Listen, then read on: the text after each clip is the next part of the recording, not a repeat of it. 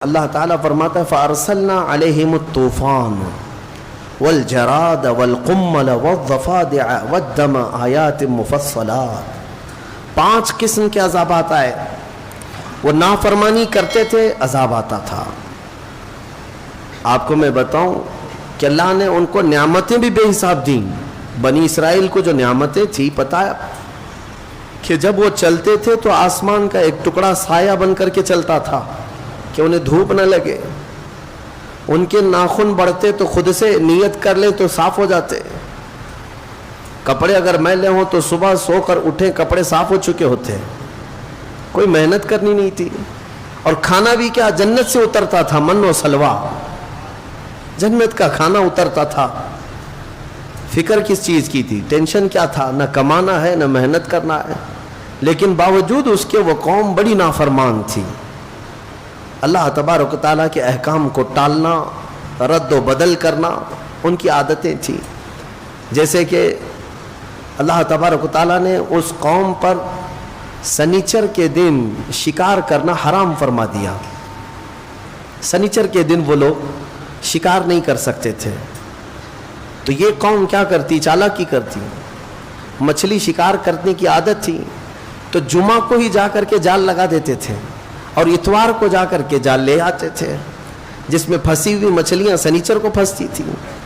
پھر وہ کہتے نہیں، ہم نے تو سنیچر کو شکار ہی نہیں کیا، ہم جمعہ کو جال لگائے تھے اور سنڈے کو نکال لائے ہیں. انہی لوگوں کے یہ جو ہیلے بہانے ہیں آج بھی ہماری قوم میں زکوٰۃ دینے کے لیے کچھ کرتے ہیں. زکوٰۃ نکالنے کے لیے جب بھاری پڑتا ہے تو ایسے ہی جمعہ سنیچر اور اتوار والے فلسفے پہ کچھ لوگ عمل کرتے ہیں کہ میری زکوٰۃ اس کو دے دیا، اس نے اس کو دے دیا، واپس پلٹ کر کے ادھر ہی آ گئی، میں ہی غریب ہوں. تم اگر ہیلے بہانے کرو گے کس کے ساتھ؟ اللہ کے ساتھ. یعلم خائنۃ الاعین وما تخفی الصدور. وہ تمہاری آنکھوں کی خیانت کو بھی دیکھ رہا ہے اور دلوں میں گزرنے والے حالات سے بھی وہ خبر رکھتا ہے. اس کو دھوکہ دینے کی کوشش مت کرو. بہرحال تو یہ جو نافرمان قوم تھی ان پر پہلا عذاب آیا طوفان کا. طوفان آ گیا، سیلاب آیا، اتنا کہ ہر چیز بہنے لگ گئی. یہ دوڑے دوڑے موسیٰ علیہ السلام کے پاس آئے، توبہ کیا، معافی مانگی. اللہ نے اس عذاب کو ٹال دیا. چند دن گزرے تھے کہ پھر اپنی پہلی والی روش پہ آ گئے، نافرمانی. پھر ویسے ہی برے اعمال. تو رب تعالیٰ نے دوسرا عذاب ٹڈیوں کا بھیجا. ٹڈی، یہ چڈے جو اڑتے ہیں، یہ اس قدر تیز آ گئے. ٹڈیوں کا عذاب ہوتا ہے یہ. پورے کے پورے ایک طوفان کی طرح ٹڈیوں کا جھنڈ آ جاتا تھا. نہ وہ کچھ دیکھ سکتے ہیں نہ کچھ پکڑ سکتے ہیں. کھانے میں ٹڈیاں، بستر میں ٹڈیاں، ہر جگہ. پھر وہ تنگ آ کر کے توبہ کے لیے آئے، توبہ کیا، معافی کی تلافی کی. رب تبارک و تعالیٰ نے پھر معاف کر دیا اور عذاب کو ٹال دیا. خوشی خوشی رہنے لگے. چند دنوں کے بعد پھر سے مستی، پھر سے وہی نافرمانی. پھر اللہ تبارک و تعالیٰ نے جوؤں کا عذاب بھیجا. جوئیں جو سر میں ہوتی ہیں، اس کا بھی عذاب آیا. یہ کیسے؟ اتنی جوئیں کہ ان کے صرف سر میں نہیں، ان کے کھانے میں، برتن میں، پانی میں، ہر جگہ جوئیں. وہ ایک لقمہ نہیں کھا سکتے تھے بغیر جوؤں کے. یہ بھی کئی دن تک عذاب چلتا رہا. پھر توبہ کیے، پھر معافی مانگی. اللہ تعالیٰ نے پھر توبہ قبول کیا، پھر معاف کیا.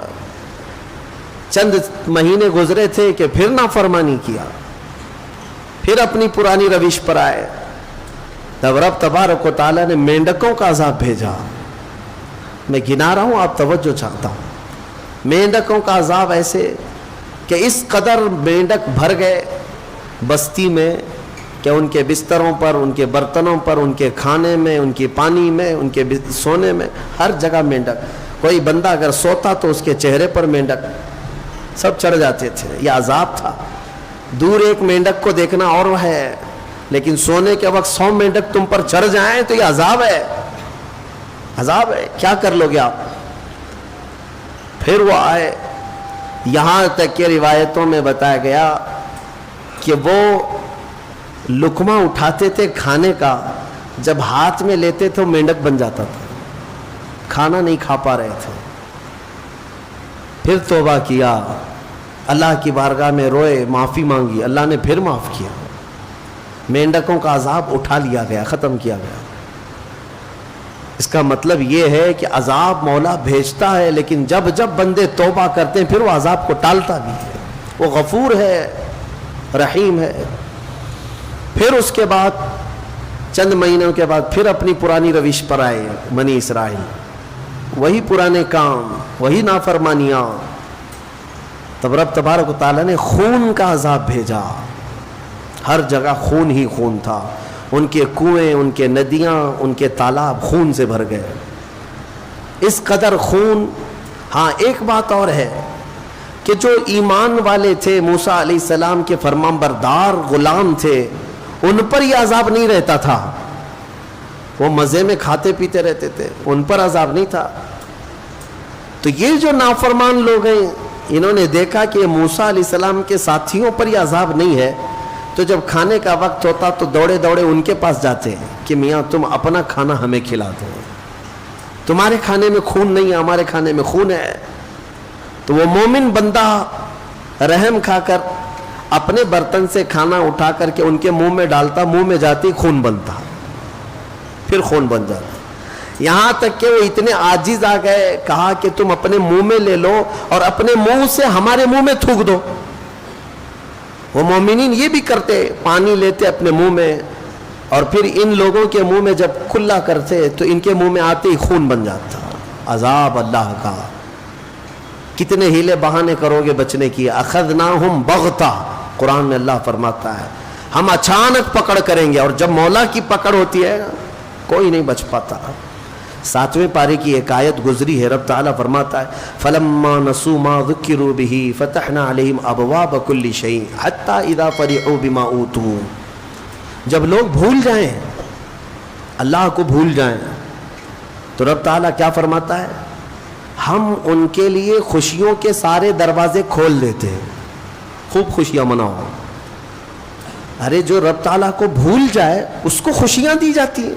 हाँ, मौला फरमाता है खूब खुश हो जाएं, वो खूब खुश हो जाएं जो कुछ उन्हें दिया गया है। फिर अल्लाह फरमाता है अखज़नाहुम बग़ता फ़इज़ा हुम मुब्लिसून, एक दिन हम अचानक पकड़ करेंगे, फिर वो सारे उनके मंसूबे धरे के धरे रह जाएंगे, कुछ नहीं कर सकेंगे। तो बहुत ज़्यादा अय्याशी करने वाले अगर ये समझते हैं कि हम सही चल रहे हैं, देखो नमाज नहीं पढ़ते फिर भी हमारे पास माल ही माल है, हम रोज़ा नहीं रखते फिर भी हमारे पास जायदाद ही जायदाद है, तुम खाम ख्याली में हो, अल्लाह ने तुम्हें ढील दी है। जब बंदा रब ताला को भूल जाए तो अल्लाह पूरी दुनिया खोल देता है उसके लिए, खुशियाँ मना ले, क्योंकि अब आखिरत में उसका हिस्सा नहीं है। जो कुछ मौज करना है, मस्ती करना है कर ले, फिर अल्लाह ताला की पकड़ आएगी। तो अज़ाब जो है रब तबारक व तआला का ये बहुत सख्त है, जो उसमें गिरफ्तार हुआ उसे कोई नहीं बचाता, उसे कोई नहीं बचाता। एक बात ये भी मैं बता दूं कि अल्लाह तबारक व तआला के ये अज़ाबात जो आते रहे, कई मुख्तलिफ़ किस्म के अज़ाबात हैं। अभी ये 5 तो मैंने बताया, एक तूफ़ान आया, फिर उसके बाद टिड्डियों का अज़ाब आया, फिर जुओं का अज़ाब आया, फिर मेंढकों का अज़ाब आया, फिर उसके बाद खून का अज़ाब आया। ये एक ही कौम पर अलग अलग किस्म के अज़ाब आता है। बाकी दूसरी कौमों पर जो अज़ाब आता है, शुएब अलैहिस्सलाम की कौम वो नाप तोल में कमी करते थे।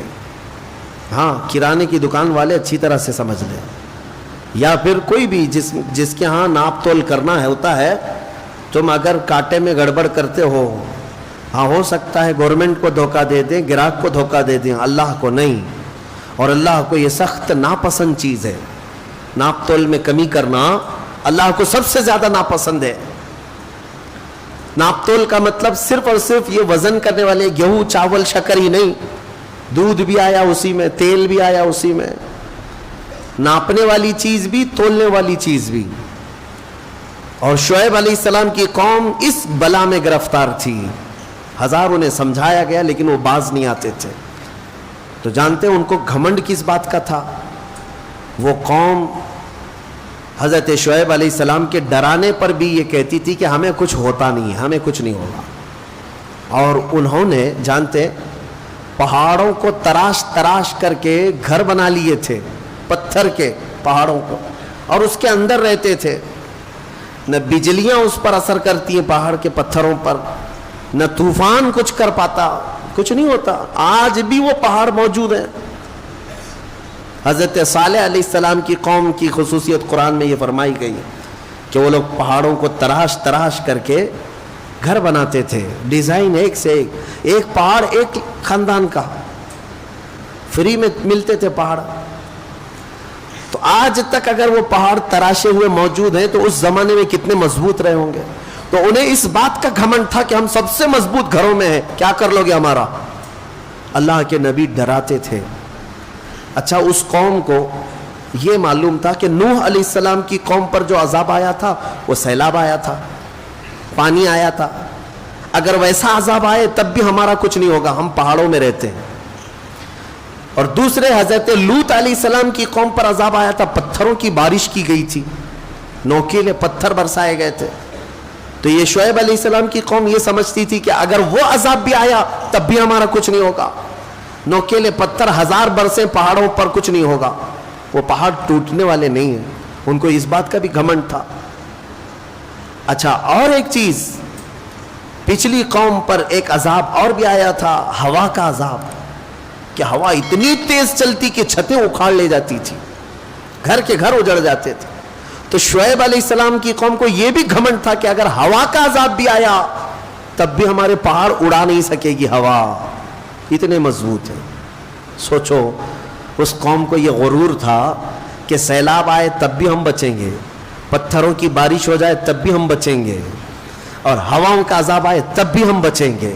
لیکن مولا تعالیٰ نے ان کے غرور کو توڑنے کے لیے کیا عذاب بھیجا؟ قرآن میں رب تعالیٰ نے فرمایا ہے، صرف اور صرف ایک فرشتے کو اللہ نے اتارا، ایک فرشتہ اترا، جبرائیل علیہ السلام آئے، اور انہوں نے صرف اور صرف زمین پر کھڑے ہو کر کے اپنی آواز بلند کی، چیخ ماری، فرشتے کی آواز۔ وہ چیخ ایسی تھی، آواز ایسی تھی کہ پہاڑوں میں موجود جتنے لوگ اندر تھے ان کے کانوں میں جب وہ آواز بجنے لگی تو ان کا سر پھٹ گیا اور بھیجا نکل کر کے باہر آ گیا۔ ہاں، آپ کیا سمجھتے ہیں یہ بم جو ہوتا ہے آج، ایٹم بم جو پھٹتا ہے تو دھماکہ ہوتا ہے، اس کے اندر طاقت کس چیز کی ہوتی ہے؟ آواز کی طاقت ہوتی ہے۔ بہت تیزی سے جب کوئی چیز آواز آتی ہے تو اچھی اچھی چیزیں ہل جاتی ہیں۔ اب جب وہ سید الملائکہ فرشتے نے آواز لگائی تو میاں تم جہاں کہیں بھی بیٹھے ہو پھٹنا تو تھا ہی، سب کے سب عذاب میں گرفتار ہوئے، اپنے مضبوط محلوں میں موجود تھے لیکن پورے کے پورے بھیجے پھٹے ہوئے تھے۔ تم اللہ کے عذاب سے بچ پاؤ گے؟ جب وہ پکڑ کرنے پر آئے تو پھر تم کہیں پر بھی جاؤ۔ اسی لیے ایک بات مجھے یاد آتی ہے محبوب الہی نظام الدین اولیاء رحمۃ اللہ علیہ کی، کہ آپ سے ایک مرید نے پوچھا کہ حضور کبھی کبھی گناہ کرنے کی اجازت تو ہونی چاہیے، کبھی کبھار گناہ کرنے کی اجازت دی جائے۔ آپ نے کہا کیوں نہیں، بالکل ہونا چاہیے۔ اب تو مرید صاحب چوڑے ہو گئے، پیر صاحب کہہ رہے ہیں ہاں ہو سکتا ہے، اجازت مل سکتی ہے۔ کہا حضور بتائیے تو صحیح کب کریں؟ کہا 2 شرطیں ہیں، جب بھی گناہ کرنا ہو 2 شرطیں ہیں میری طرف سے، یاد رکھ لینا۔ کہا بتائیے جلدی۔ محبوب الہی نے فرمایا جب کبھی گناہ کرنے کا ارادہ ہوا تو اللہ کی سلطنت سے باہر جا کے کرنا، ایسی جگہ جانا جہاں اللہ کی سلطنت نہ ہو، وہاں جا کے گناہ کرو۔ ایک شرط یہ ہے۔ اس نے کہا حضور ایسی جگہ کہاں ہے؟ ایسی جگہ ہے؟ اللہ کی سلطنت سے خارج ہو کر کے جو گناہ کرنا ہے کر لو۔ کہا یہ تو ممکن نہیں ہے۔ کہا دوسری کوئی شرط؟ محبوب الہی نے کہا ہاں ایک اور شرط ہے، گناہ کرنے کی خواہش ہو تو اس وقت گناہ کرنا جب تیرا رب غافل ہو، تیرا رب سو رہا ہو۔ کہا دونوں بھی چیزیں ناممکن ہیں، نہ ایک ذرہ اس کی سلطنت سے خارج ہے اور نہ ایک لمحہ کے لیے میرا مولا غافل ہے۔ لا اللہ لا الہ الا هو الحی القیوم لا تأخذہ سنۃ ولا نوم. وہ اللہ ہے جس کو نہ اونگ آتی ہے نہ نیند آتی ہے. مولا تعالیٰ ایک لمحے کے لیے بھی غافل نہیں تم سے. تب پھر اس نے کہا کہ حضور یہ دونوں ناممکن ہے. تو محبوب الہی نے فرمایا تو پھر شرم آنی چاہیے کہ اسی کی سلطنت میں، اسی کی زمین پر، اسی کا کھا کر اسی کے سامنے گناہ کرے. اس سے بڑی بے باکی کیا ہو سکتی ہے؟ اس سے بڑی بے باکی کیا ہے؟ پھر بھی وہ مولا رحیم ہے کہ تمہارے عیبوں کو چھپاتا ہی رہتا ہے، جلدی پکڑ نہیں کرتا، فوراً عذاب نازل نہیں کرتا. اب آؤ میں تمہیں پتے کی بات بتانے جا رہا ہوں. ہماری تفسیر کا لب لباب ہے، یہ خلاصہ ہے. عذابات تو بہت آئے، عذابوں نے ہلاک کر دیا. زمین کو اٹھا کر کے پلٹ دیا گیا ہے قوم سمود پر، قوم صدوم پر زمین اٹھائی گئی تھی. ایک قوم ایسی جن کو اللہ نے بندر بنائے، ایک قوم ایسی جن کو اللہ نے خنزیر بنایا، چہرے بگاڑ دیے گئے، زمین کو کھول دیا گیا، پوری قوم کو دھسا دیا گیا. آج بھی بہت ساری جگہ کھدائی میں پرانے شہر ملتے ہیں، ہاں پرانی آبادیاں ملتی ہیں. کسی نہ کسی زمانے میں وہ دھسے ہوئے لوگ ہوں گے، شہر کے شہر نیچے زمین پر دھس گئے ہیں. یہ سب عذابات آئے. لیکن ہم نے آج ہی کے پارے میں ایک آیت یہ بھی تلاوت کی کہ کچھ لوگوں نے کہا رسول پاک صلی اللہ تعالی علیہ وسلم کی بارگاہ میں کہ اگر اللہ تبارک و تعالی ہے تو پھر پتھروں کی بارش ہم پر کر دی جائے، ہمیں فامطر علینا حجارۃ من السماء، آسمان سے ہمیں پتھروں کی بارش کر دی جائے. رب تعالیٰ نے جواب میں کیا فرمایا؟ اللہ تعالیٰ نے فرمایا وما کان اللہ لیعذبہم وانت فیہم. اب اللہ وہ ایسا عذاب نہیں نازل کرے گا اس لیے کہ ان کے بیچ میں میرا محبوب آرام کر رہا ہے. وانت فیہم، اے رسول آپ ان کے بیچ میں ہیں، عذاب ویسا نہیں آئے گا. اے مسلمانوں، کیا آج گناہ ویسے نہیں ہو رہے ہیں؟ ناپ تول میں کمی کرنے والے ہر شہر میں ملیں گے. لوط علیہ السلام کی قوم کا گناہ کرنے والے ہر شہر میں ملیں گے. نوح علیہ السلام کی نافرمان قوم کے بہت ساری مثالیں ہر شہر میں ملیں گی. موسیٰ علیہ السلام کی نافرمان قوم کے کئی نافرمانیاں آج بھی ملیں گی. پچھلے گناہ تو ہو ہی رہے ہیں لیکن عذاب ویسے نہیں آ رہے. کسی کو خنزیر بنایا گیا، کسی کو بندر بنایا گیا. کیا پتھروں کا عذاب نازل ہوا؟ نہیں ہوا. کیوں نہیں ہوتا ہے؟ اس لیے کہ قرآن کہتا ویسا عذاب اب نہیں آئے گا، اس لیے کہ اللہ کا رسول ان کے درمیان آرام فرما، محبوب کائنات ہے. اے مومنوں فخر کرو جتنا چاہو، اس لیے کہ اس رسول کی برکت سے اللہ نے بہت سے عذابات ہم سے دور کر دیے، بہت سے عذابات ٹال دیے.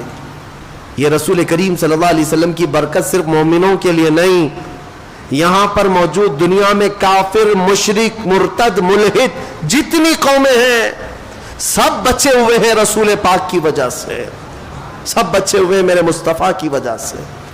نبی آخر الزمان صلی اللہ تعالی علیہ وسلم کا ہمارے درمیان ہونا یہ کتنا بڑا رحمت کا سبب ہے. اے میرے عزیزو، اس لیے میں کہتا ہوں کہ کم از کم تمہیں اگر اپنی ویلیو معلوم ہو جائے نا، تمہیں اپنی حیثیت معلوم ہو جائے کہ تم کون ہو، تو پھر ادھر ادھر منہ کبھی نہیں مارو گے، ادھر ادھر ہاتھ کبھی نہیں پھیلاؤ گے، اس کے نگر ڈگر دیکھو گی بھی نہیں، کیونکہ تمہاری حیثیت کیا ہے تمہیں پتہ چل جائے. تمہیں اندازہ بھی نہیں ہے کہ اللہ نے تمہیں کون سی قوم میں پیدا کیا. اے عزیز مسلمانوں، اللہ نے اس امت میں پیدا کیا تمہیں جس میں پیدا ہونے کی تمنا پچھلے نبی بھی کیا کرتے تھے.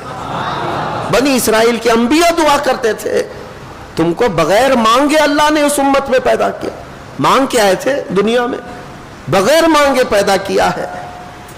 حضرت سفیان ثوری رحمۃ اللہ علیہ سے ایک روایت ہے، کتنی پیاری بات وہ کہتے ہیں، ارشاد فرماتے ہیں کہ اے رسول پاک کے امتی، جب تجھے یہ معلوم ہے کہ تیرے بغیر مانگے اللہ نے تجھے اپنے محبوب کی امت میں بنایا، تو کیا وہ تیرے مانگنے پر اپنی جنت نہیں عطا کرے گا؟ مانگنا ہی نہیں چاہتا، مانگنے کی عادت بھی چھوٹ گئی تمہاری.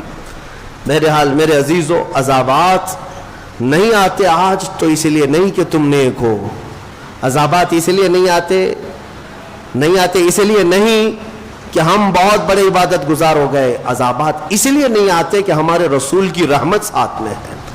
اور پھر میں یہ بات کہوں گا، حضور پاک صلی اللہ تعالیٰ علیہ وسلم کا بھی یہ احسان ہے ہمارے اوپر، حضور کا یہ احسان ہے ہمارے اوپر کہ ہمارے درمیان آرام کر رہے ہیں۔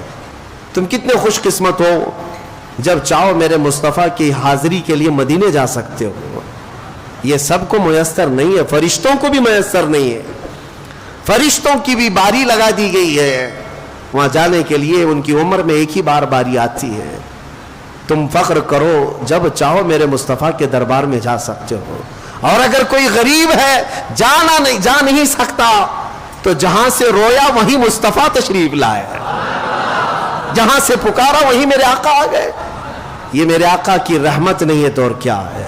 حضور پاک کی رحمت ہے کہ وہ ہمارے درمیان ہے۔ اسی لیے شاعر نے کہا تھا وہ ہر عالم کی رحمت ہے، کسی عالم میں رہ جاتے۔ وہ جنات کے لیے رحمت ہے کہ نہیں ہے؟ وہ فرشتوں کے لیے رحمت ہے۔ اللہ تعالیٰ کے 18,000 عالم، 18,000 مخلوقات کی الگ الگ دنیا، وہ رسول سب کے لیے رحمت ہے، سب کے لیے رحمت ہے۔ کسی بھی دنیا میں رہ جاتے میرے مصطفیٰ، وہ ہر عالم کی رحمت ہے، کسی عالم میں رہ جاتے یہ ان کی مہربانی ہے کہ یہ عالم پسند آیا۔ میرے آقا صلی اللہ علیہ وسلم ہمارے درمیان ہے، یہ اس سے بڑھ کر کے کیا فخر کی بات ہے۔ اسی لیے مدینے والے 1400 سال گزر گئے، 1400 سال گزر گئے، آج بھی میں نے مدینے کے بچوں کو اور بچیوں کو دیکھا ہے، چاہے وہ ماڈرن ایجوکیشن بھی لیتے کیوں نہ ہو، اسکول میں بھی کیوں نہ جاتے ہو، لیکن جب وہ اپنے گھروں میں آتے ہیں فخر کسی بات پر کرتے ہیں تو یہی کہتے ہیں طلع البدر علینا، ہم پر اللہ کی طرف سے 14ویں کا چاند طلوع ہوا ہے۔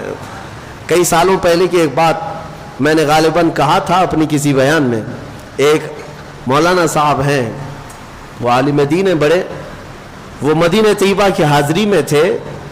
اب وہاں پر ان کے سفر کے دوران کی بات انہوں نے ہمیں بتائی تھی کہ ایک چھوٹی سی بچی 6 سال کی بچی تھی، وہ کچھ مانگنے کے لیے آئی کہ بابا کچھ دے دو ہم کو، تو انہوں نے اٹھا کر کے دے دیا، اور بڑی پیاری بچی تھی، اس کو بلایا، کہا کہ ادھر آ بیٹا، تو ہمارے ساتھ چلے گی، میں تیری پرورش کروں گا، میں اپنے گھر لے جاؤں گا۔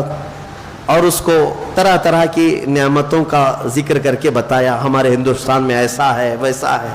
بچی خوش ہو گئی، بچی خوش ہو گئی، کہا کہ میں چلوں گی آپ کے ساتھ، میں اپنی اماں کو بتا دیتی ہوں، میں اپنی ماں کو بتا دیتی ہوں۔ یہ مذاق میں چلی ہوئی بات سیریس ہو گئی۔ اس عالم دین نے یہ سوچا کہ بچی راضی ہے، اس کی ماں سے بات کرے، شاید ہو سکتا ہے یہ بچی مجھے مل جائے۔ ان کے گھر شاید اولاد نہیں تھی یا جو بھی ہے۔ اس کی ماں غریب تھی۔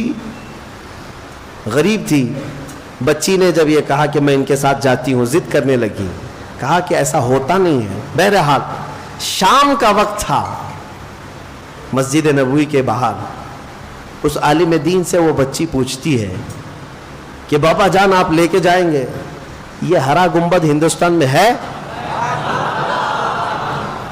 جہاں آپ لے جاؤ گے یہ گنبد ہے؟ اس عالم دین نے کہا بیٹا یہ ایک ہی ہے، کہیں اور نہیں ملے گا، یہ یہی ہے۔ تب وہ ہاتھ جھٹک کر کے بھاگتی ہے، کہتی ہے میں یہاں سے کہیں نہیں جا سکتی، اگر یہ ہے تو آؤں گی، نہیں تو نہیں آؤں گی۔ 6 سال کی بچی کا یہ جذبہ ہے۔ وہ میرے مصطفیٰ کے قدموں سے جدا ہونا آج بھی نہیں پسند کرتے۔ میرے عزیزوں، میں تمہیں یہی بتانا چاہتا ہوں، اگر ہمارے پاس فخر کی سب سے بڑی کوئی چیز ہے تو وہ نسبت مصطفیٰ ہے۔ میرے آقا ہمارے ساتھ ہے، حضور پاک صلی اللہ علیہ وسلم کی محبت ہمارے ساتھ ہے۔ یہی چیز تو آج تک ہمیں عذابوں سے بچا رکھی ہے۔ اور میں اکثر اس بات کو گنگنایا بھی کرتا ہوں۔ اعلیٰ حضرت فاضل بریلوی رضی اللہ تعالیٰ عنہ نے ہمیں یہ سکھایا بھی تھا، خوف نہ رکھ رضا ذرا، تو ہے عبد مصطفیٰ۔ مصطفیٰ کا جب تو غلام ہے تو ڈرتا کیوں ہے؟ کس سے ڈرتا ہے؟ ہاں، سپاہیوں سے ڈر ہے، قاتلوں سے ڈر ہے، ظالموں سے ڈر ہے، کس سے ڈر ہے؟ کیا کریں گے؟ خوف نہ رکھ رضا ذرا، تو ہے عبد مصطفیٰ، تیرے لیے امان ہے، تیرے لیے امان ہے۔ اور پھر ہم تو یہی کہتے ہیں ڈھونڈا ہی کریں صدر قیامت کے سپاہی، وہ کس کو ملے جو تیرے دامن میں چھپا ہو۔ میرے آقا صلی اللہ تعالیٰ علیہ وسلم کی طرف آ جاؤ، ان کے قدموں میں رہنے میں فخر محسوس کرو، اللہ ہر عذاب سے محفوظ رکھے گا۔